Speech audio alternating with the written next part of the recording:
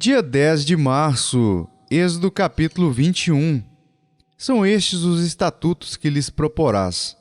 Se comprares um escravo hebreu, 6 anos servirá, mas ao 7º sairá forro de graça. Se entrou solteiro, sozinho sairá. Se era homem casado, com ele sairá sua mulher. Se o seu senhor lhe der mulher e ela der à luz filhos e filhas, a mulher e seus filhos serão do seu senhor, e ele sairá sozinho. Porém, se o escravo expressamente disser: eu amo meu senhor, minha mulher e meus filhos, não quero sair forro, então o seu senhor o levará aos juízes e o fará chegar à porta ou à ombreira, e o seu senhor lhe furará a orelha com uma sovela, e ele o servirá para sempre. Se um homem vender sua filha para ser escrava, esta não lhe sairá como saem os escravos. Se ela não agradar ao seu senhor, que se comprometeu a desposá-la, ele terá de permitir-lhe o resgate. Não poderá vendê-la a um povo estranho, pois será isso deslealdade para com ela. Mas se a casar com seu filho, tratá-la-á como se tratam as filhas. Se ele der ao filho outra mulher, não diminuirá o mantimento da primeira, nem os seus vestidos, nem os seus direitos conjugais. Se não lhe fizer essas 3 coisas, ela sairá sem retribuição, nem pagamento em dinheiro. Quem ferir a outro de modo que este morra, também será morto. Porém, se não lhe armou ciladas, mas Deus lhe permitiu, caísse em suas mãos, então te designarei um lugar para onde ele fugirá. Se alguém vier maliciosamente contra o próximo, matando-o à traição, tirá-lo-ás até mesmo do meu altar para que morra. Quem ferir seu pai ou sua mãe será morto. O que raptar alguém e o vender, ou for achado na sua mão, será morto. Quem amaldiçoar seu pai ou sua mãe, será morto. Se 2 brigarem, ferindo um ao outro com pedra ou com o punho, e o ferido não morrer, mas cair de cama, se ele tornar a levantar-se e andar fora apoiado ao seu bordão, então será absolvido aquele que o feriu. Somente lhe pagará o tempo que perdeu e o fará curar-se totalmente. Se alguém ferir com bordão seu escravo ou a sua escrava, e o ferido morrer debaixo da sua mão, será punido. Porém, se ele sobreviver por 1 ou 2 dias, não será punido, porque é dinheiro seu. Se homens brigarem e ferirem mulher grávida, e forem causa de que aborte, porém sem maior dano, aquele que feriu será obrigado a indenizar segundo o que lhe exigir o marido da mulher, e pagará como os juízes lhe determinarem. Mas se houver dano grave, então darás vida por vida, olho por olho, dente por dente, mão por mão, pé por pé, queimadura por queimadura, ferimento por ferimento, golpe por golpe. Se alguém ferir o olho do seu escravo ou o olho da sua escrava e o inutilizar, deixá-lo-á ir forro pelo seu olho. E se com violência fizer cair um dente do seu escravo ou da sua escrava, deixá-lo-á ir forro pelo seu dente. Se algum boi chifrar homem ou mulher, que morra, o boi será apedrejado, e não lhe comerão a carne, mas o dono do boi será absolvido. Mas se o boi dantes era dado a chifrar, e o seu dono era desconhecedor e não o prendeu, e o boi matar homem ou mulher, o boi será apedrejado e também será morto o seu dono. Se lhe for exigido resgate, dará então como resgate da sua vida tudo o que lhe for exigido. Quer tenha chifrado um filho, quer tenha chifrado uma filha, esse julgamento lhe será aplicado. Se o boi chifrar um escravo ou uma escrava, dar-se-ão 30 siclos de prata ao senhor destes, e o boi será apedrejado.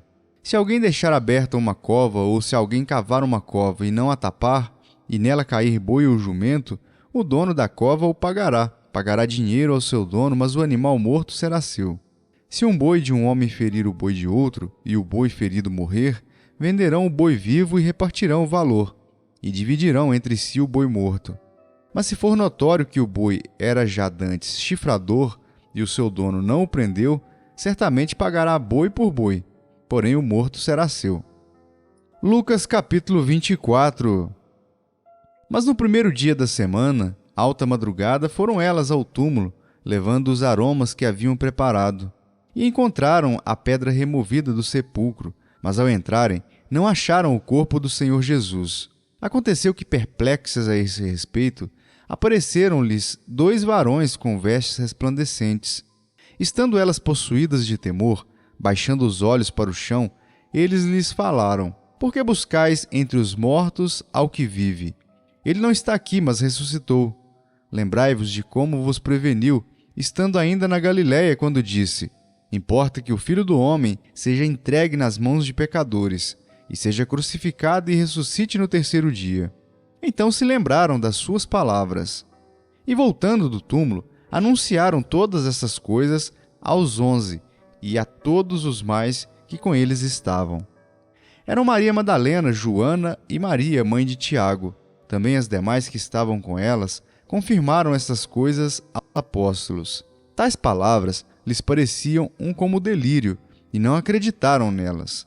Pedro, porém, levantando-se, correu ao sepulcro e, abaixando-se, nada mais viu, senão os lençóis de linho, e retirou-se para casa, maravilhado do que havia acontecido. Naquele mesmo dia, 2 deles estavam de caminho para uma aldeia chamada Emaús, distante de Jerusalém 60 estádios, e iam conversando a respeito de todas as coisas sucedidas. Aconteceu que, enquanto conversavam e discutiam, o próprio Jesus se aproximou e ia com eles. Os seus olhos, porém, estavam como que impedidos de o reconhecer. Então lhes perguntou Jesus: Que é isso que vos preocupa e de que ides tratando à medida que caminhais? E eles pararam entristecidos. Um, porém, chamado Cleopas, respondeu dizendo: És o único, porventura, que, tendo estado em Jerusalém, ignoras as ocorrências destes últimos dias? Ele lhes perguntou: Quais? E explicaram o que aconteceu a Jesus do Nazareno, que era varão profeta, poderoso em obras e palavras diante de Deus e de todo o povo, e como os principais sacerdotes e as nossas autoridades o entregaram para ser condenado à morte e o crucificaram. Ora, nós esperávamos que fosse ele quem havia de redimir a Israel, mas depois de tudo isto, é já este o terceiro dia desde que tais coisas sucederam. É verdade também que algumas mulheres das que conosco estavam nos surpreenderam tendo ido de madrugada ao túmulo, e não achando o corpo de Jesus, voltaram dizendo terem tido uma visão de anjos, os quais afirmam que ele vive. De fato, alguns dos nossos foram ao sepulcro e verificaram a exatidão do que disseram as mulheres, mas não o viram. Então lhes disse Jesus: Ó nécios e tardos de coração para crer tudo o que os profetas disseram. Porventura não convinha que o Cristo padecesse e entrasse na sua glória?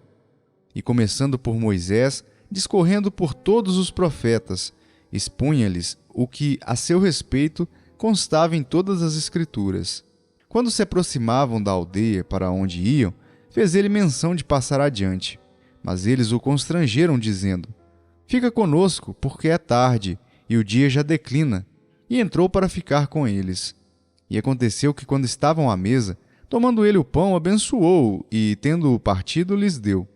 Então se lhes abriram os olhos e o reconheceram, mas ele desapareceu da presença deles. E disseram um ao outro: Porventura não nos ardia o coração, quando ele pelo caminho nos falava, quando nos expunha as Escrituras? E na mesma hora, levantando-se, voltaram para Jerusalém, onde acharam reunidos os 11 e outros com eles, os quais diziam: O Senhor ressuscitou e já apareceu a Simão. Então os 2 contaram o que lhes acontecera no caminho e como fora por eles reconhecido no partir do pão. Falavam ainda estas coisas quando Jesus apareceu no meio deles e lhes disse: Paz seja convosco. Eles, porém, surpresos e atemorizados, acreditavam estarem vendo um espírito. Mas ele lhes disse: Por que estáis perturbados? E por que sobem dúvidas ao vosso coração? Vede as minhas mãos e os meus pés, que sou eu mesmo. Apalpai-me e verificai, porque um espírito não tem carne nem ossos, como vedes que eu tenho. Dizendo isto, mostrou-lhes as mãos e os pés. E por não acreditarem eles ainda, por causa da alegria, estando admirados, Jesus lhes disse: Tendes aqui alguma coisa que comer? Então lhe apresentaram um pedaço de peixe assado e um favo de mel, e ele comeu na presença deles. A seguir, Jesus lhes disse: São estas as palavras que eu vos falei, estando ainda convosco. Importava se cumprisse tudo o que de mim está escrito na lei de Moisés, nos profetas e nos salmos. Então lhes abriu o entendimento para compreenderem as Escrituras. E lhes disse: Assim está escrito que o Cristo havia de padecer e ressuscitar dentre os mortos no terceiro dia, e que em seu nome se pregasse arrependimento para remissão de pecados a todas as nações, começando de Jerusalém. Vós sois testemunhas dessas coisas. Eis que envio sobre vós a promessa de meu Pai. Permanecei, pois, na cidade, até que do alto sejais revestidos de poder. Então os levou para Betânia, e erguendo as mãos os abençoou. Aconteceu que, enquanto os abençoava, ia se retirando deles, sendo elevado para o céu. Então, eles, adorando-o, voltaram para Jerusalém, tomados de grande júbilo, e estavam sempre no templo, louvando a Deus. Jó capítulo 39. Sabes tu o tempo em que as cabras monteses têm os filhos, ou cuidaste das corças quando dão suas crias? Podes contar os meses que cumprem, ou sabes o tempo do seu parto? Elas encurvam-se para terem seus filhos e lançam de si as suas dores. Seus filhos se tornam robustos, crescem no campo aberto, saem e nunca mais tornam para elas.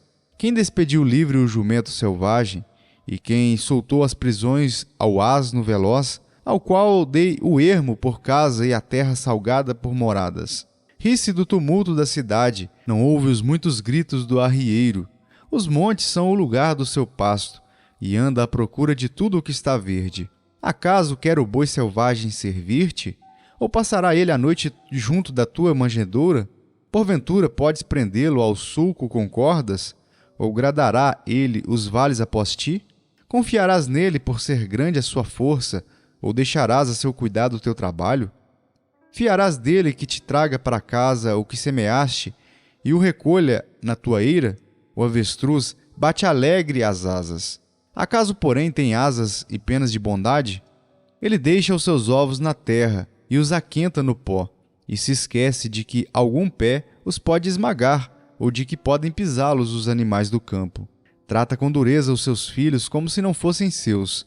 Embora seja em vão o seu trabalho, ele está tranquilo, porque Deus lhe negou sabedoria e não lhe deu entendimento. Mas quando de um salto se levanta para correr, ri-se do cavalo e do cavaleiro. Ou dás tu força ao cavalo, ou revestirás o seu pescoço de crinas? Acaso o fazes pular como ao gafanhoto? Terrível é o fogoso respirar das suas ventas. Escarva no vale, folga na sua força e sai ao encontro dos armados. Ri-se do temor e não se espanta, e não torna atrás por causa da espada. Sobre ele chocalha a aljava, flameja a lança e o dardo. De fúria e ira devora o caminho, e não se contém ao som da trombeta. Em cada sonido da trombeta ele diz: avante! Cheira de longe a batalha, o trovão dos príncipes e o alarido. Ou é pela tua inteligência que voa o falcão, estendendo as asas para o sul? Ou é pelo teu mandado que se remonta a águia e faz alto o seu ninho? Habita no penhasco onde faz a sua morada, sobre o cimo do penhasco, em lugar seguro. Dali descobre a presa. Seus olhos a avistam de longe. Seus filhos chupam sangue. Onde há mortos, ela aí está. 2 Coríntios capítulo 9. Ora, quanto à assistência a favor dos santos, é desnecessário escrever-vos, porque bem reconheço a vossa presteza, da qual me glorio junto aos macedônios, dizendo que a Acaia está preparada desde o ano passado, e o vosso zelo tem estimulado a muitíssimos. Contudo, enviei os irmãos para que o nosso louvor a vosso respeito, neste particular, não se desminta, a fim de que, como venho dizendo, estivesseis preparados, para que, caso alguns macedônios forem comigo e vos encontrem desapercebidos, não fiquemos nós envergonhados, para não dizer vós, quanto a esta confiança. Portanto, julguei conveniente recomendar aos irmãos que me precedessem entre vós e preparassem de antemão a vossa dádiva já anunciada, para que esteja pronta como expressão de generosidade e não de avareza. E isto afirmo: aquele que semeia pouco, pouco também ceifará, e o que semeia com fartura, com abundância também ceifará. Cada um contribua segundo tiver proposto no coração, não com tristeza ou por necessidade, porque Deus ama a quem dá com alegria. Deus pode fazer-vos abundar em toda graça, a fim de que, tendo sempre em tudo ampla suficiência, superabundeis em toda boa obra, como está escrito: distribuiu, Aos pobres a sua justiça permanece para sempre.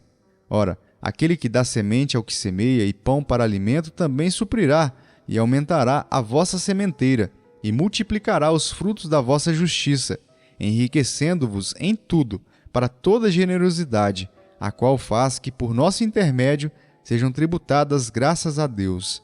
Porque o serviço dessa assistência não só supre a necessidade dos santos, mas também redunda em muitas graças a Deus, visto como na prova desta ministração glorificam a Deus pela obediência da vossa confissão quanto ao Evangelho de Cristo e pela liberalidade com que contribuís para eles e para todos, enquanto oram eles a vosso favor com grande afeto, em virtude da superabundante graça de Deus que há em vós. Graças a Deus pelo seu dom inefável.